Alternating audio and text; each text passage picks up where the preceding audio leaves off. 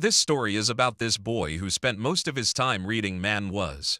And no, it's not about you guys, although you can relate. This one was about Sota Shiju. One day, he finished reading a specific novel, and by the time he dropped his phone to pee a little, it suddenly merged their worlds. Buildings started to vanish. Strange numbers also started appearing. The sunlight turned green, and a weird and demonic entity appeared in the skies to announce that the Earth will now participate in abyss battles. If this got your interest, watch the whole video to know more on how Sota will conquer and save the world based on the novel that he read. Also, watch him create his own harem based on the powerful heroines around him. The title of this series will be in the comments section below. Please consider liking and subscribing. The story begins in a place where the skies had already turned red. The whole surrounding was a mess. And there's a guy pierced with a huge scythe. This one groaned in pain as he tried to speak. His armor was already shattered and his sword was broken. He coughed blood. He smiled, then turned his attention towards someone and provoked this one to get on with it already. The beaten hero was talking to this massive monster that has 8 arms. Each arm also holds powerful weapons that have the capability to destroy the world. It heard the hero's plea, and it suddenly jumped and started gathering its power. The monstrous being was about to do a high jump kick, and it was now coming at a tremendous speed. But the hero didn't seem fazed at all. He stared at the monster blankly, and then there's a huge explosion. The next thing we knew was that a text was being shown. Turns out, the scenes earlier were from a novel. The S-rank ability user has died in the battle, and thus the monsters prevailed, and the whole world was engulfed with endless despair and fear. The author ended the story with that conclusion, and he thanked all the readers that showed support. Someone held his phone as he read about the ending. It was this guy who was lying on his bed. He sighed as he thought that the ending was too anticlimactic and was way too rushed. The boy looked at his phone again and noticed that he was the only one who read the novel.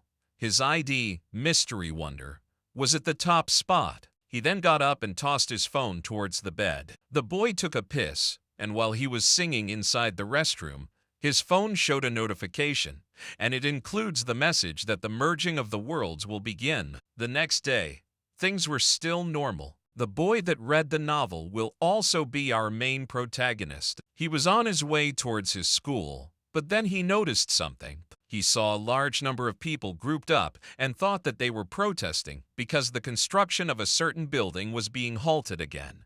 But as he looked more intently, he knew something was wrong. He panicked as soon as he realized that a whole building had vanished. He wondered where the building went. This guy then made his way in front of the crowd, and there he saw that the whole area was now a blank space. He wondered what in the world happened. Our Mick stared at the blank space while the other people around him were shouting. They were furious because they thought that the construction company had demolished their home. Some of them even planned on suing them. After some time, the boy went on his way. But a thought still lingered in his mind. He wondered if today's demolition technology got that advanced that they could just make an entire building vanish overnight. At the National First High School, Class 16, the door was opened by our mock. But as he was entering, a dark figure was about to pounce on him. It was this guy with blonde hair. He also addressed our main character as Sota Shiju and hugged him while asking how he had been. With a dark and gloomy expression, the blonde guy told Sota that the end of the world was finally here. Sota poked the guy's face and told him that this is what he gets by playing too many games. But the blonde guy brought out his phone and told Sota to look at something. There was news all over the world that certain buildings really vanished. Some of them were houses, complexes, and even a whole condominium. Sota rubbed the back of his head and said that these may just be coincidental. But the blonde guy had a smug smile on his face as he replied that things were too weird to be a mere coincidence. It was impossible to make a building vanish overnight without leaving a trace. He further added that isn't this similar to the premonition of the world's end that Sota read in novels or comics. Hearing the world's end, Sota's carefree expression changed as he remembered something. He quickly checked his phone to look for the novel he read, but the work was already deleted. Soda recalled that the main protagonist of the novel also went to his classroom, and the moment he entered, his best friend mentioned about the end of the world, which in fact just happened to him just now. He wondered if this was still a coincidence. With a terrified look on his face, he wondered if a mere fiction can really become a reality. Soda panicked and immediately ran outside.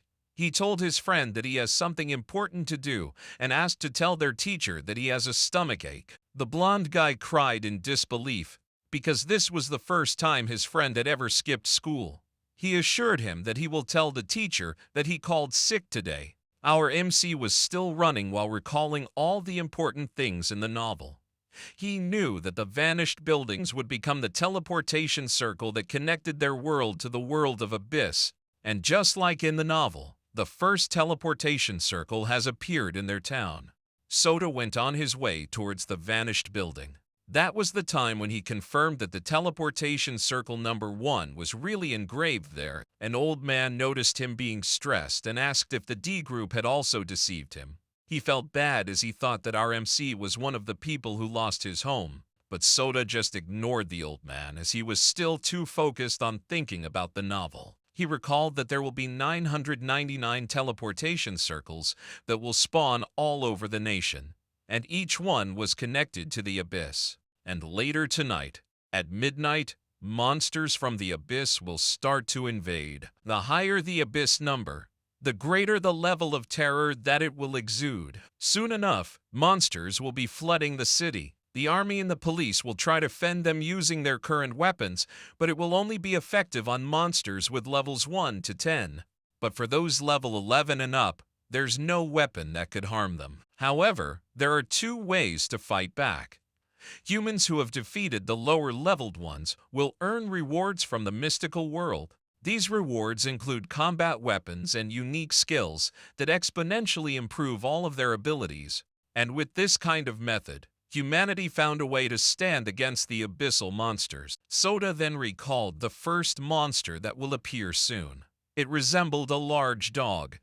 It has sharp fangs and deadly claws, but its speed was too slow. And since he already knew this information, he thought of getting the first kill and getting the reward from it.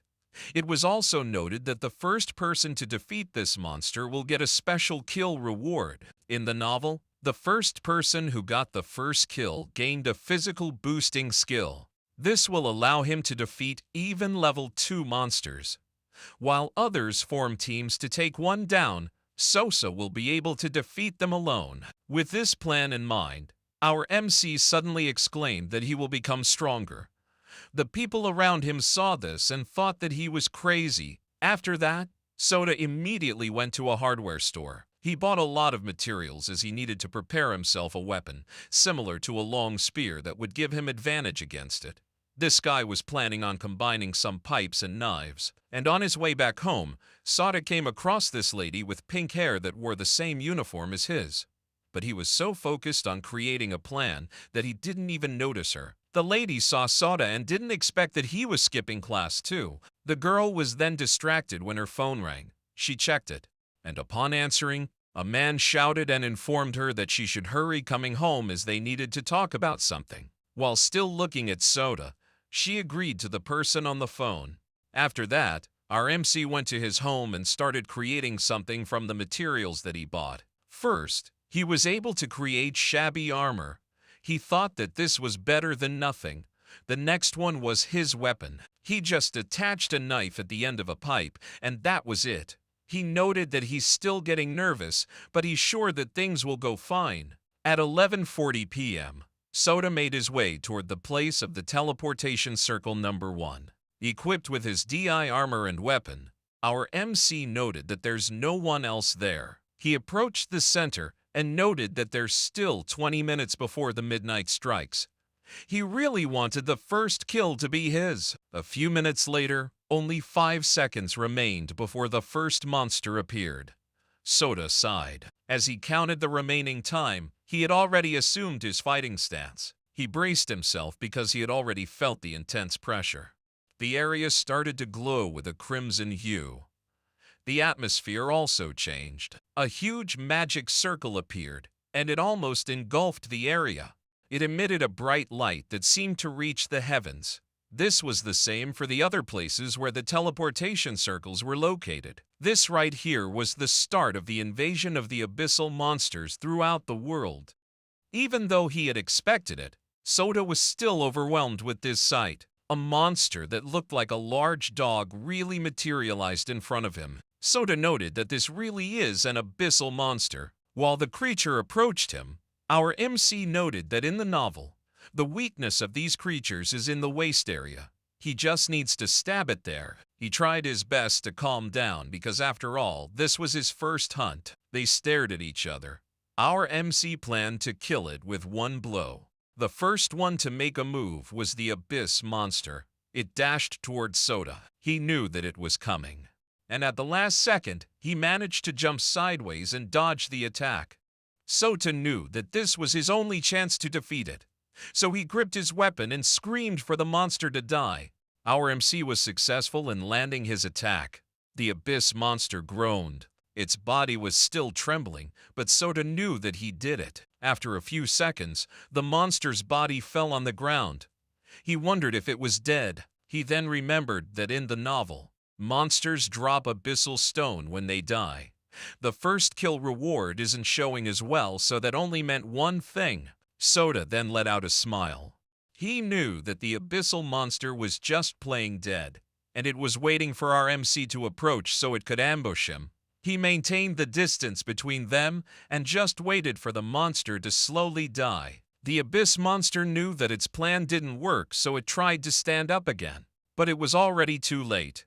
It already lost a lot of its blood. The monster then started disappearing, and then it dropped the abyssal stone and a weapon. A system also appeared, and it congratulated Sota as he was the first one to defeat a monster. As for his reward, he received the soul of the lone wolf. The expression of our MC changed. His effort and hard work really paid off. The system then asked him if he wanted to use the soul of the lone wolf, and he immediately confirmed it. Dark aura appeared, and it entered his body. The soul of the lone wolf had been activated, and it was absorbed by his body. A silhouette of a huge werewolf also appeared behind him. After that, Sota roared as if he just gained a new power. Dark aura also surrounded him. It formed a sphere and then engulfed our MC. A few seconds later, Sota emerged. His newly acquired power was also evident in his aura. The system then notified him that he had successfully absorbed the soul of the lone wolf. The effects are as follows. Physical body enhancement, which boosts strength and endurance by 10 times, and reflexability enhancement, which improves reflexes by 2 times. As soon as he realized that the talent acquisition was over, Sota wanted to test his newfound strength. He flicked his arm on the ground and it created a small dent. He was so happy because it didn't even hurt him at all. To test it even more, he gathered more strength into his fist and made a serious expression. His punch landed, and it resulted in an explosion to be created. The whole area was filled with dust.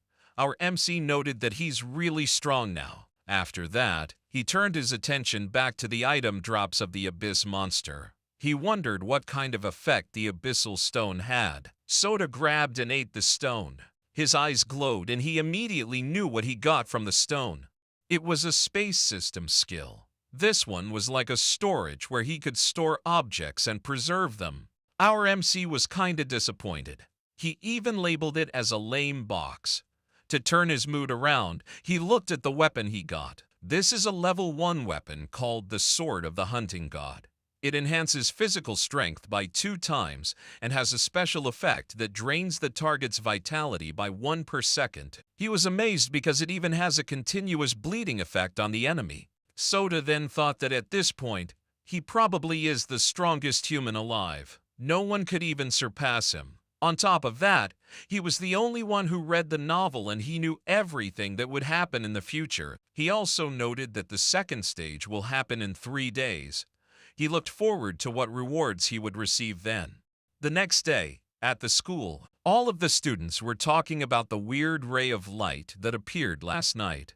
Soda was also greeted by his blonde friend who dashed forward to hug him. But since his reflexes were improved, he easily dodged this one. His friend then immediately commented that something changed about him.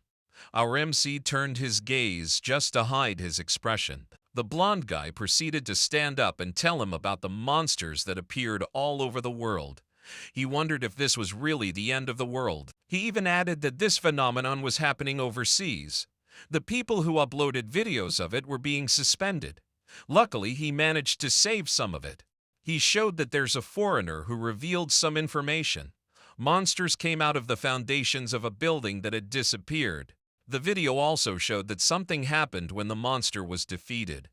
Soda pretended to know nothing about it and asked his friend. The blonde guy revealed that according to the foreigner, a reward was dropped, and then he gained a lightning ability. Apparently, this guy saw the monsters last night, but he was too scared and decided to run away. He then asked Soda if he could go and accompany him the next time so they could also get some powers. But even with his determined plea, our MC just brushed him off and tapped his shoulders. The blonde guy thought that Soda was still not convinced. Later that day, their homeroom teacher finally came. She addressed the rumors that were going around, and it was about the mysterious rays of light.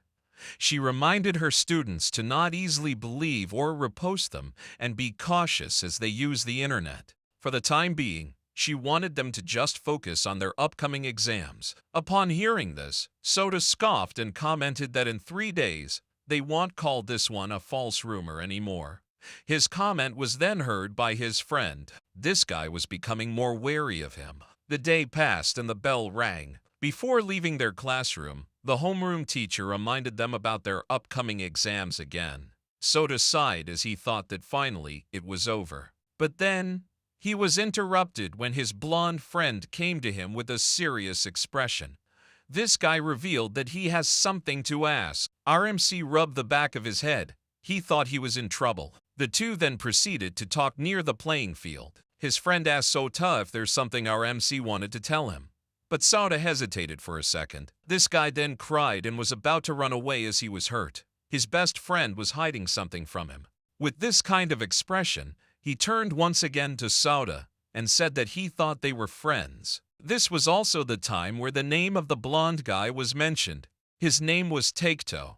Soda wanted to tell him this information a little later, but since it came to this, he had no choice. Taketo assured Soda that he could trust him and his secret was safe with him. Soda asked his best friend to just watch him and to not blink. With a flick of his finger, our MC was able to chip the end of the concrete.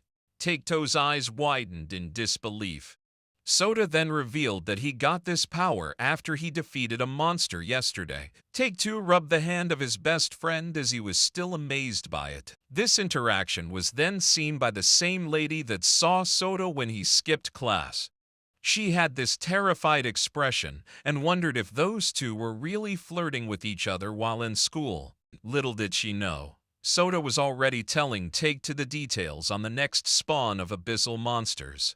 Our MC planned to help his best friend kill one and get a skill of his own. Take-Two was still hesitant and asked Soda if this was really fine with him. Our MC confirmed it, and in exchange, their secret should be only between the two of them. The day quickly passed by. Soda was now on his way back to his home. He noted that in 3 days, the monsters will spawn in an abandoned construction site 30 kilometers away. But this time, it will be a little different. 2 monsters appeared and one of them looked like a monkey. Its speed and sharp claws will be a problem. Soda smiled as he recalled its weakness. The defense stat of that monkey was the same as the baby monkeys from Earth. Meanwhile, the other one was an abyssal monster that looked like a gorilla. Though it was slow, its defensive and attack powers were really high. Our MC had this smug face as he noted that his current speed and strength surpasses those 2 monsters. He planned to kill one of them and let the other one be killed by Take-Two. He was then distracted when an old lady called his name. Soda smiled because this person is his auntie. She grabbed his hand and asked if he was returning home. The old lady wanted to invite our MC to have dinner at her home first, but her weird behavior revealed something was wrong. Soda figured that maybe his uncle came to visit his house again. His auntie then sighed and commented that it was really impossible to hide things from Soda. She then warned him about his uncle claiming the ownership of their house and advised him to just run while he still can. Our MC appreciated her concern, but he assured her that he can now take care of himself. And while he was walking away, his auntie thought that even though life had been really hard for Soda, he grew up kind and strong. Meanwhile, at Soda's house, there were two guys drinking alcohol and sitting on the couch. They have created quite a mess. This guy asked his father why Soda was still not there. He wondered if his cousin had run off again. His dad then answered that if Soda really did that, it only means that they could now live in this house. This alcoholic rascal even showed a piece of paper that shows that he inherited the rights of this place. Both of them were then startled as they heard the door. They noted that Soda's here. Our MC already had this dark aura around him. He glared at them as soon as he saw the mess they had created. Since he was too annoyed, Soda warned them that they can't just come in here and do whatever they please. His cousin didn't like the tone of his voice, so he warned our MC not to get ahead of himself. He noted that Soda was just a brat. This guy's bickering was stopped when his father raised his hand. Soda's uncle stood up and reminded our MC that he's still a kid. He also mentioned that his mother and him really got along well. The drunkard then leaned closer and advised him to just leave this place and live alone. Doing that would make him experience life better since Soda was already planning on going to college. He even brought out some pocket money and waved it in front of our MC. He told Soda that this would be his allowance, which was less than $10. His cousin barged in the conversation again and exclaimed that Soda should just go and get out of the house. This was the time when our MC voiced out that they should be the one to leave this place. He knew that the document that his uncle holds was just a forged one. This triggered his uncle and burst into anger. He exclaimed that they should just go to the court and settle everything there since Soda had no chance of winning. Soda reminded these two that they never helped his family when they were in dire situations. Even when his father was hospitalized and his mother was forced to take care of them, to pay for his father's medical bills, his mom took 4 part-time jobs and Soda took 3. His uncle even got the guts to go to their house and steal some money back then. In conclusion, Soda referred to them as useless rascals, but his sentiments did nothing to this drunkard. His uncle just smiled and told Soda that no matter how much he protests, this house will be in his uncle's possession. Either take it to court or he leaves. His cousin spouted some nonsense again, like Soda's mother was really aiming on this property, and that's the reason she met her karma. This bastard further added that Soda and his mom were just dogs that just barked. He also labeled her as a gold digger. That statement was this guy's ticket to hell. Our MC got really furious and asked him to take it back, but this guy provoked Soda even more and asked to come at him. His uncle butted in and asked our MC if he was really going to hit someone that was older than him. These two just didn't stop. They were really asking for it. Soda was not able to hold himself back and landed a clean punch towards his uncle. What a satisfying moment. The punch was powerful enough to send him flying at the back. His cousin tried to avenge his father by swinging an alcohol bottle towards Soda, but he was immediately met with a counterattack. Soda's knees nearly broke every bone from this guy's body, and as expected, he was also sent flying. This was the time he knew he messed up. While his body was still trembling, he warned Sota that they would report this to the police and tell them that the one who started the fight was him. Our MC lost interest and told them that they should do whatever they want. These two were then left in the room. Soda's cousin suggested that they should report him to Chief Katu since his father has a good relationship with him. Meanwhile, Soda went to his room and immediately prepared his things. He thought that since things will get more messy and it will change their judicial system, he planned not to cause any more problems. With a determined expression, our MC vowed that he will avenge his mom and dad no matter what.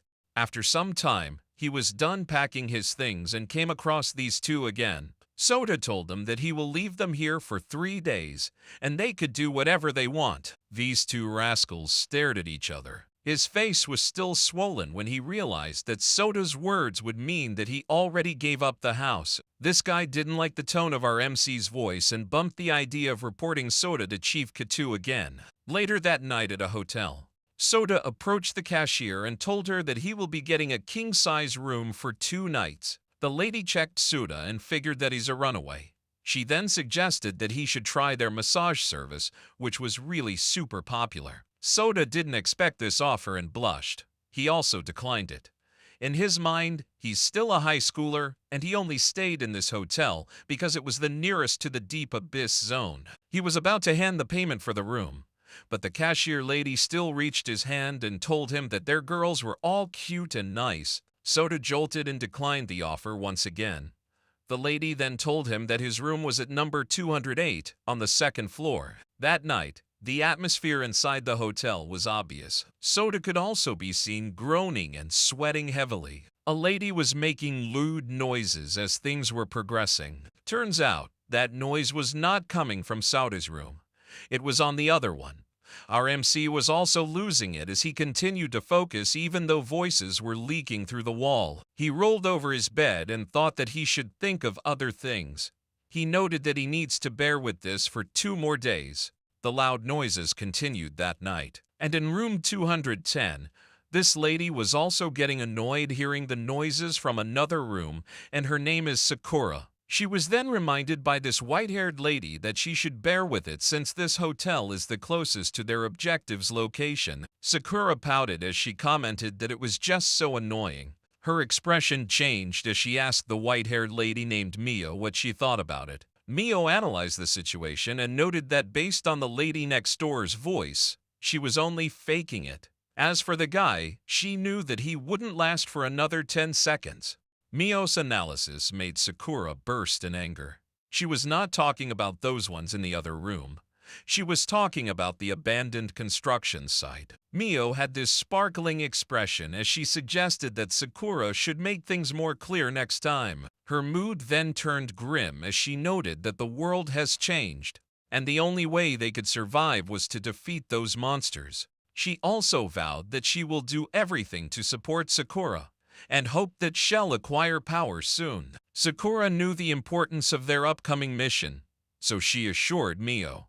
And after 10 seconds, Mio gave Sakura a thumbs up as she commented that she was right. The guy next door really didn't last more than that. Sakura was so embarrassed and asked Mio to stop with her jokes. 2 days later, the night for the second batch of abyssal monsters spawning came. There's still 30 minutes left, but 2 silhouettes could already be seen in the area. These were Soda and Taketo. The blonde guy was still trembling as he was getting antsy walking along the abandoned construction site. Soda assured him that these Stage 2 beasts weren't his match. All Taketo needed to do was to stay behind him. His best friend asked him again if Soda was really confident about defeating them. If things go wrong, Take-Two has let Soda know that he will be using him as a decoy and run away. Our MC didn't have any problem with this plan. Funnily, Soda tried confirming the status of their friendship after that plan. After a while, Soda checked his phone to check the remaining time. This was also the moment when Take-Two asked our MC if there will be other people attempting to defeat the monsters. He assured his friend that it will probably be fine.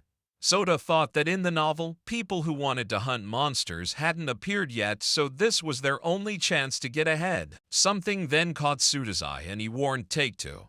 He grabbed his friend, and they immediately hid their presence. This was because they saw 2 ladies arriving in the location as well. Take-Two recognized one of them as Sakura Hanashima. Soda continued to observe the 2. He was confused because based on the novel, this encounter should be impossible. Something crucial then came to his mind that made him understand what really happened. In the novel, no one got the reward in this place because those who attempted to kill the monsters were defeated and died. Meanwhile, Mio tapped Sakura's shoulder and reminded her that she's there for her. They also need to go now. Back to our MC. Take-Two told him that he knew that Sakura's family had this great influence, so the lady beside her should be at least part of the special police. This guy wondered if they were also going after the special reward. With a serious expression, Soda told him that even if those ladies did, he wouldn't let them have the rewards. Mio and Sakura went inside the complex and saw a massive number 2 engraved on the floor. She inquired if monsters would really appear from this place. Mio confirmed this and told her that at midnight, creatures were summoned in places like this. She added that these creatures cannot be compared from the beasts they knew on Earth. Mio brought out some explosives she prepared to leave the monsters just on the brink of death. She also handed Sakura a handgun that she will use to deal the finishing blow. Sakura understood their plan. Meanwhile, the two boys were still observing Mio and Sakura. They were now on the railings above. Take-Two was already trembling in fear. Sota told him that he needs to get a hold of himself because, after all, he wanted power. Few seconds later, Mio was done setting things up. The bombs were in place. Sota saw this and figured that since they were still using human weapons, these two haven't acquired special powers yet. He also knew that even if they could get the first beast on the verge of death, the gorilla one would still survive. It will also become more violent because of the explosion from the bomb. Our MC smiled because he thought that either way, all he needed to do was to aid them and defeat the monsters. The atmosphere along the area became more intense as the last 5 seconds before midnight came. Mio held the button for the bomb. These ladies both prepared themselves. The timer reaches 0. And as predicted, a huge magic circle appeared. The whole area was also engulfed with a dark aura. The teleportation of the abyssal monsters could be seen even from a mile away. And just like that, 2 monkey-like beasts were summoned.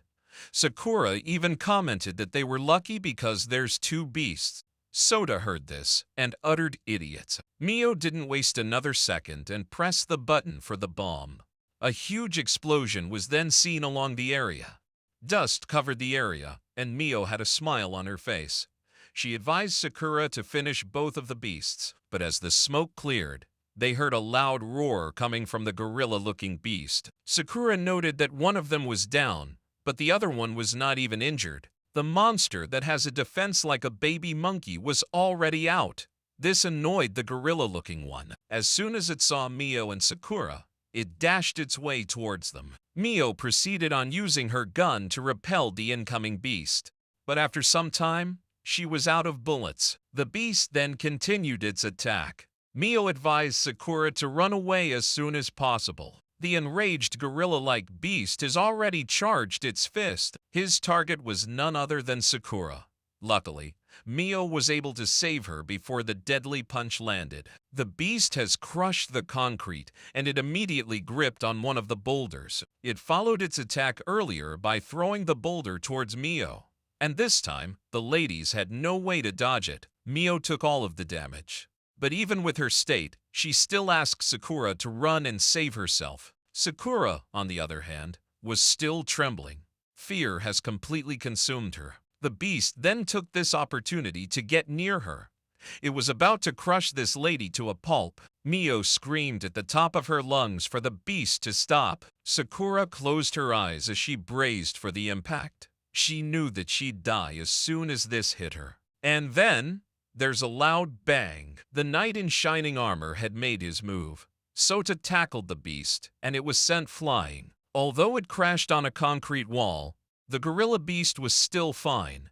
Its defensive capabilities were really out of the charts. Our MC did a superhero entrance, and right now, he exuded his riz as he protected Sakura. But behind that cool move, his hand trembled.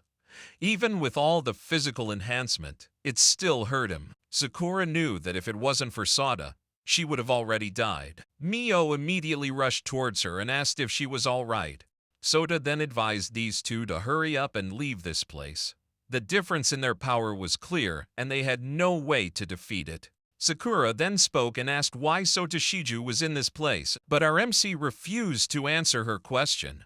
The more important thing right now was their safety, so they really should go. And while they were distracted talking, the gorilla beast had already jumped and was about to attack Sota.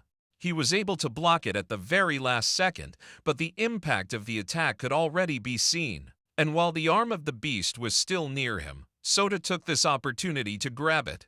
He then screamed as he gathered all of his strength. Soda put all of his weight and threw the gorilla towards the wall. After this attack, he was exhausted.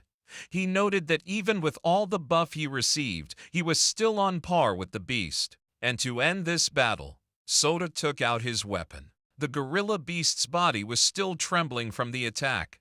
It clearly took some damage. Our MC used this as his chance and dashed towards it. He managed to land his attack and stabbed the gorilla near its chest. The abyssal monster groaned in pain. Soda followed it up with another attack. His plan of applying continuous damage on his opponent was successful. A system notification then confirmed his victory as it congratulated our MC for subjugating a Stage 2 abyssal monster. The gorilla let out one last roar before its body disintegrated. And as usual, defeated monsters dropped stones and weapons. Mio and Sakura were amazed by what they witnessed. They also knew that the stones and the weapon were the special rewards they were aiming for. Soda smiled. He was satisfied with the outcome. He then exclaimed for Take-Two to hurry and go down as the other beast was still waiting. Take-Two screamed at him. He didn't know how he was supposed to go down from the ceiling. Funnily, Soda commented that his friend was really useless. Our MC jumped to fetch Take-Two. He grabbed him by his collar and Take-Two's soul nearly left his body. The two then approached the incapacitated monkey, and he told his friend to finish it off. But a voice told the two to wait. It was from Sakura and Mio. The two of them went their way to Sota. Their purpose was just to thank our MC for saving their lives from the beast, but Soda took it the other way and thought that these two were just aiming for the finishing blow of the monkey. And while they were at this thought, Mio then offered him unbelievably good conditions. Take-Two also suggested that they should hear them out first, but Soda was firm on his decision. He then handed out his weapon to his friend to finish off the other monkey. Take-Two had no other choice and grabbed the weapon, and just like that, he delivered the final blow towards the abyssal monster. Honestly, I think this kill should have been given to Sakura.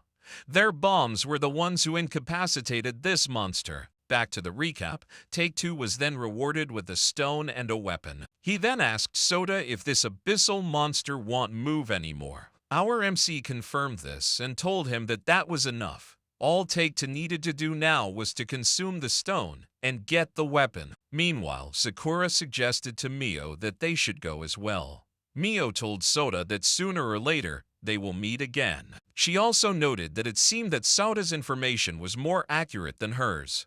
Mio took this opportunity to ask for his assistance in their next fight, and in exchange, they will grant Soda anything that he wants. This was really a great offer, and it made Soda think. Mio added that the Hanashima family has a responsibility to protect the city, so it will really be important for them to acquire skills and special powers. Soda told her that he will think about it. For now, they should leave quickly. Mio was glad to hear his response and told him that if he had made up his mind, he could contact Sakura. After that, the two ladies left and our MC let out a sigh of relief.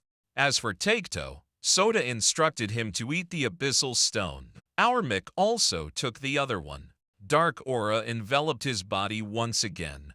The power reacted quickly to his body. The system then informed him about the buff that he got. It increased the effect of the second skill of the soul of the lone wolf by 10. Our MC recovered his breath after absorbing the new power. He tried swinging his arm and noted that it wasn't really that bad. As for Take-Two, he got this bitter look on his face. This made our MC ask for the skill that he got. The blonde guy then revealed that he got the Eagle's Eye skill. This allows him to see as far as 2 kilometers. He thought that this one would not really be useful for battles, but Soda told him that his best friend got one of the better skills. He then reminded him that aside from the skill, Take-Two also received a gun. As for our MC, he got the Assault of the Flames Level 1 weapon.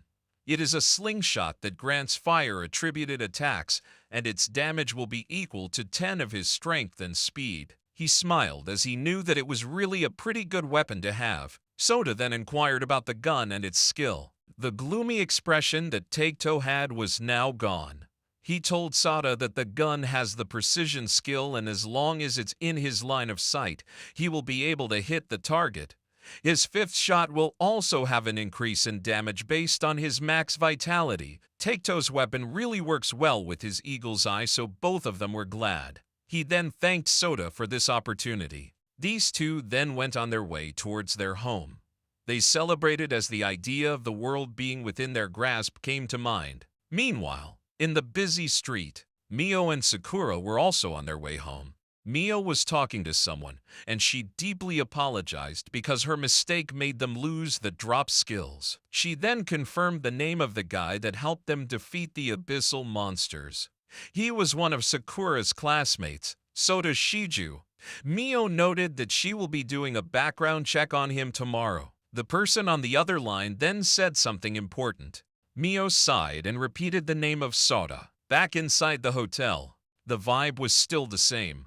Lewd noises could still be heard in the other room. Take-Two then asked his friend if this was really the place he was staying for the past few days.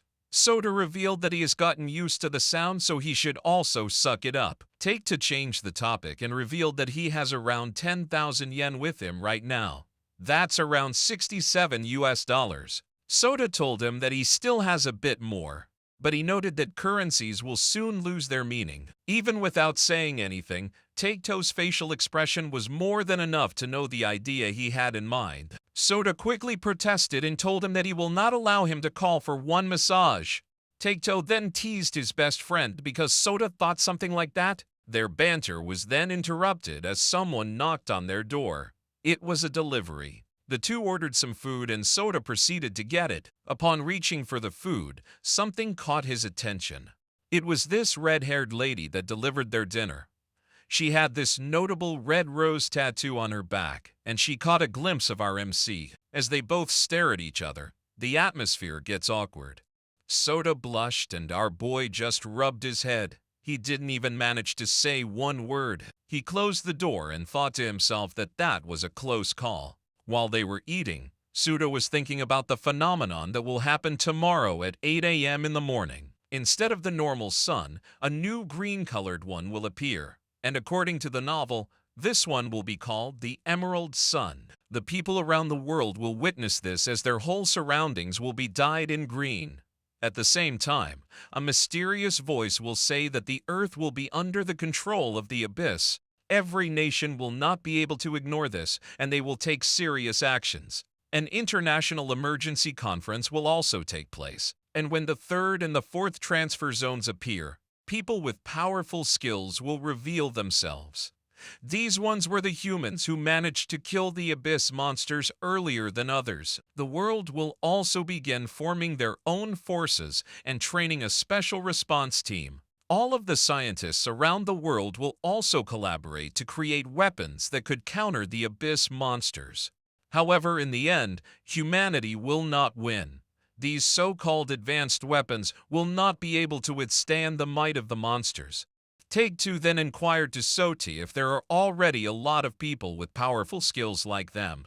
And since his best friend could be considered to be the strongest in the world right now, he asked him how he would rank him. Our MC recalled that there are around 200 ability users right now, and to rank Take-Two, he would be around the top 30 at least. As soon as he answered this question, Sota seemed to remember something. Take-Two was also shocked upon hearing his ranking. He didn't expect it to be that high. He exclaimed that this was really amazing. Then, he noticed that Sota was lost in his thoughts again.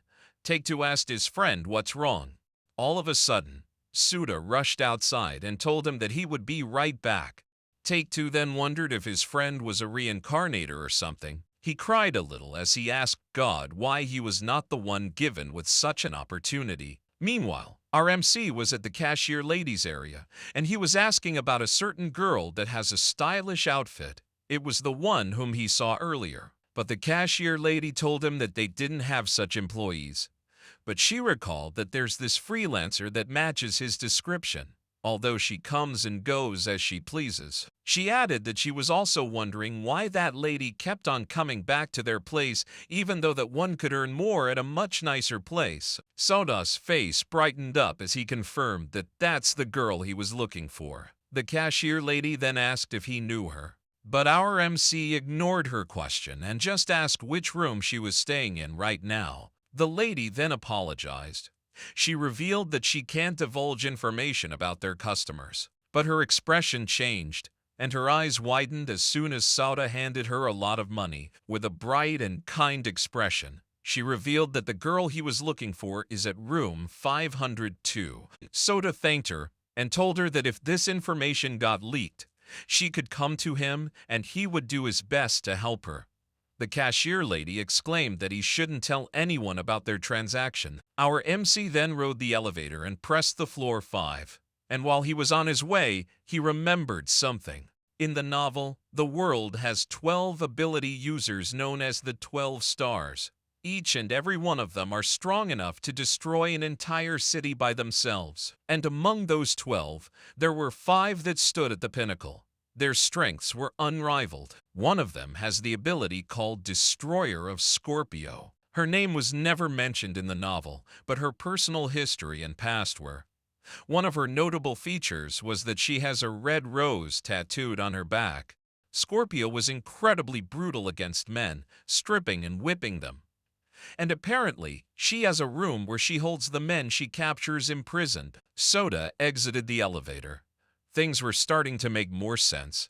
The rose tattoo, and even the adult job. The girl she saw earlier was most likely Scorpio. He then stood in front of the room and wondered what he would tell her.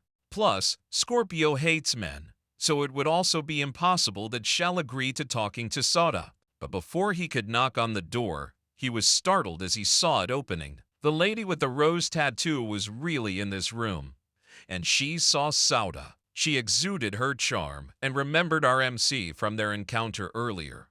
Soda blushed, and he quickly tried to apologize for showing up unannounced. The lady leaned closer and asked if he did try to follow her in her room. Our MC knew he was in trouble. He tried denying it, but he was too flustered to do so.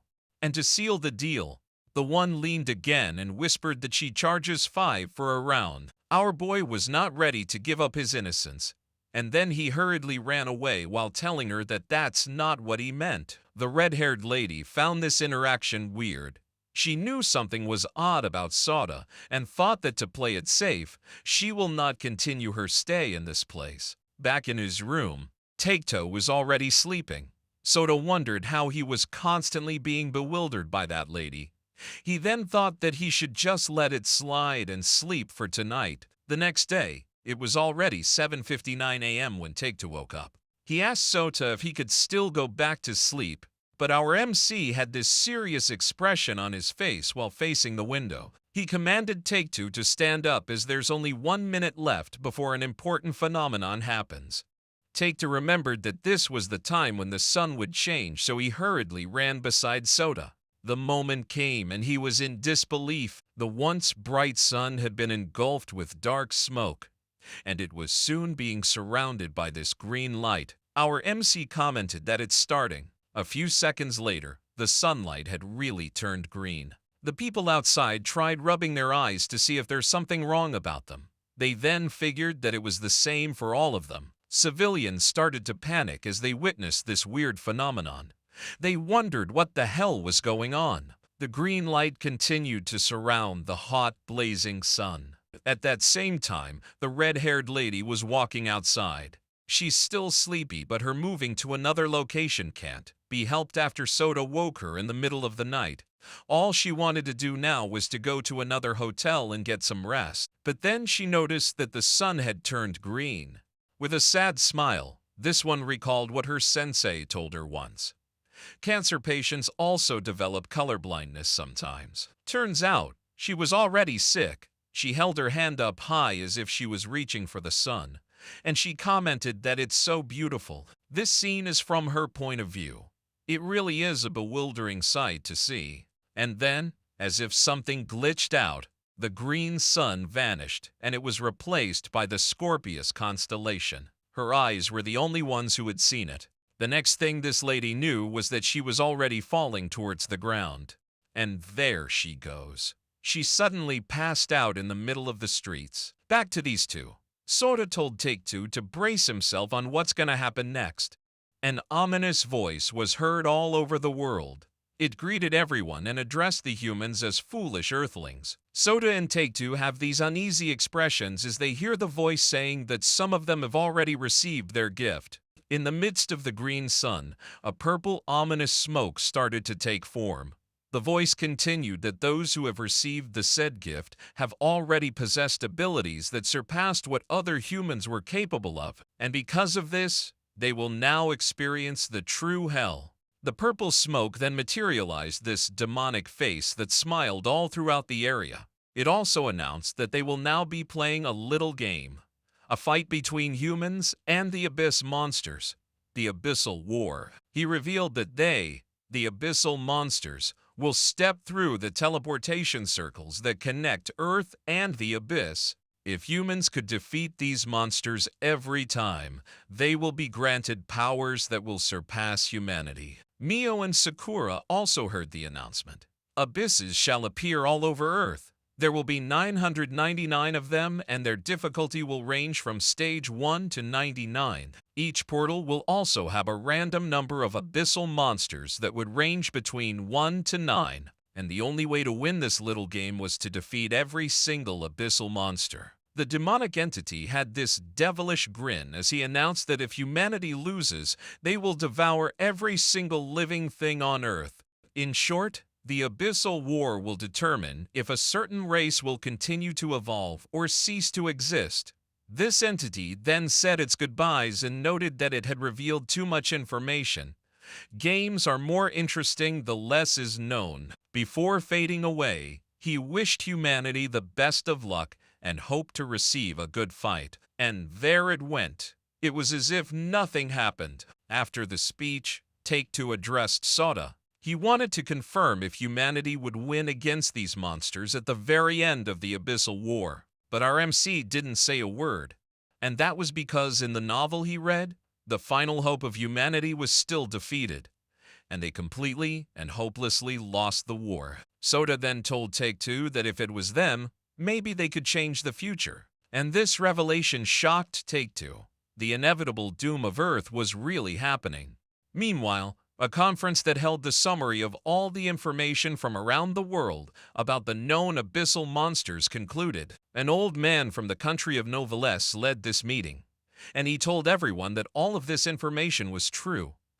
Earth has become a playground for unknown creatures. The representative of the army then bursted in anger and shouted that they should destroy these monsters with their weapons immediately.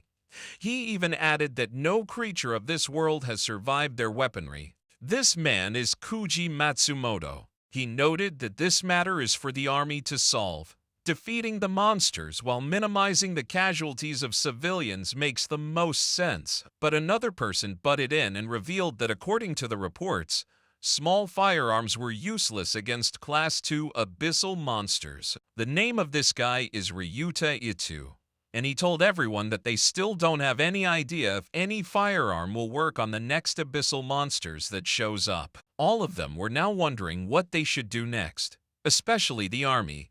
The pressure was really taking its toll on them. Yuta then came up with a bright idea. He wondered if they should create a so-called super squad. They will gather the people with superhuman abilities to fight against the abyssal monsters. The head of the meeting figured that this was not a bad idea. The only problem was how they could recruit all of those people. The old man then asked Ryota if he could count on him with this matter. As for Kuji Matsumoto, he was tasked to maintain peace all over the nation. People will start to panic when they learn the truth about the abyssal monsters. All of the people present in that meeting received their roles and agreed to all their agendas. Meanwhile, Soda and Take-Two were walking alongside a park while talking about their next step.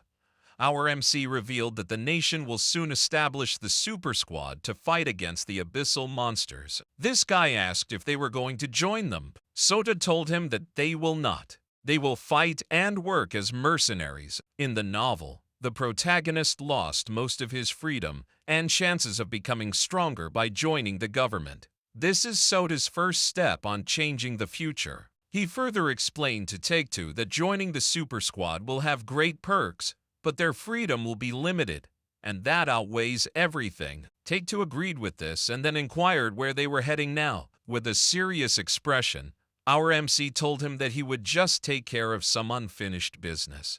And after that, they will train for the weeks until the next appearance of the abyssal monsters. Take Two was startled upon hearing the unfinished business that his best friend was talking about. He then tried confirming it by asking if this was about his uncle. He already has an idea on what's coming next. Our MC didn't answer his question. His expression was more than enough to confirm his plan. Take Two tapped Soda's shoulder and assured him that he will always be on his side, but still reminded him that he doesn't need to be a criminal now. After all, their plan was to become heroes that will soon save the world. Soda looked at him and told him that he knew that. He then smiled as he will do things in his own way. Back with these two good-for-nothing drunkards, the whole house was now a mess.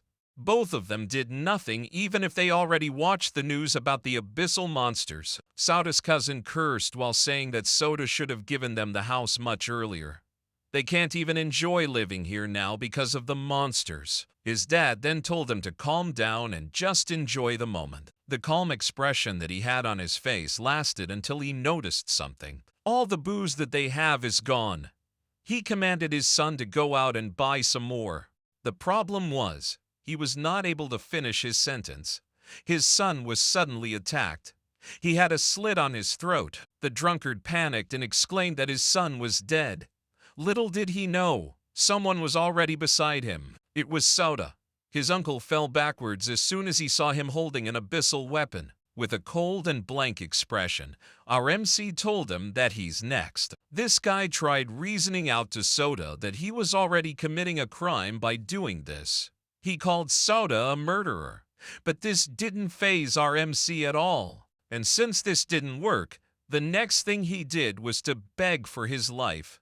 While trembling, he said that he was still Soda's uncle, and they were family. Soda got confused as soon as he heard the word family. He then burst into anger and shouted that this drunkard right here was the one who stole from his mother when she was still alive and drove her to an early grave for the inheritance.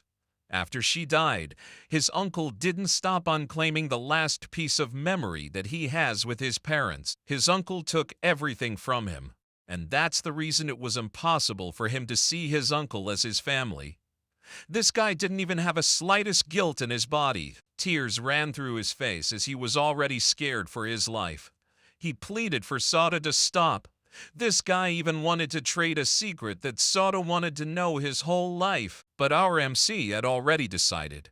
He will take fate into his own hands now. Before the knife hits him, his uncle exclaims that he knew who was the person who killed Soda's mother. And this revelation stopped Soda. He was frozen in shock. His uncle repeated the same words. All this time, he knew the killer. It took Soda a few seconds to process what he just heard, and as soon as he came back to his senses, he became more furious. He then asked his uncle who it was. This guy then told him that it was Chief Katu's nephew. That boy was drunk driving and he hit Soda's mom. Our MC asked how the hell did his uncle know about it. He narrated that it was when he and the chief went drinking together. The chief had so much drink, and he unintentionally spilled the secret. His uncle then used this to blackmail him and extort money from them. Things were starting to make sense now. Soda finally found out why the police suddenly stopped investigating his mother's death. Slowly, his uncle got up and was about to leave the house. He told Soda that since he had revealed a secret, he shouldn't kill him anymore. At the very last second, this bastard glanced one last time towards Soda and thought that he would never forgive him for this. And this was the moment he knew he fucked up. His eyes suddenly turned red. He fell on his knees as he stared at the knife piercing through his chest. Blood splattered all over the place as soon as it was pulled out. Soda had this cold expression as he stared at his uncle's pathetic situation. And at that moment, Take Two opened the door and was horrified by the scene that he witnessed. Our MC then told his best friend that in the next few months, people are going to die soon, so he should just act like he didn't see anything. Take Two tried his best to agree with it. Soda then added that he will now start packing up, and they will be training both of the special skills for the next 2 weeks. After a few more minutes, the duo was done preparing. Sota asked Taketo if he was now ready for the legendary adventure, and his friend confirmed this. A final fist bump was always required to seal the deal. 2 weeks have passed by, and a car could be seen along the road. Mio was the one driving it. She told Sakura that he didn't expect Sota to contact her master and cooperate with them on getting Sakura a skill. Sakura answered it was the same for her. Both of them wonder how a simple student ended up like that. Mio tried looking for all the information she could find, but there's nothing unusual on Sota aside from some problematic relatives. Sakura then saw another abandoned factory, and she told Mio that that was the one Sota mentioned. She exclaimed that she could now see Sota and Taketo, but as they approached the location, something caught their attention. There was an unknown guy leaning on one of the walls. He had this blonde hair and mysterious vibe around him. That's all the time we got for today. Thank you all for watching. If you loved the video, please consider subscribing.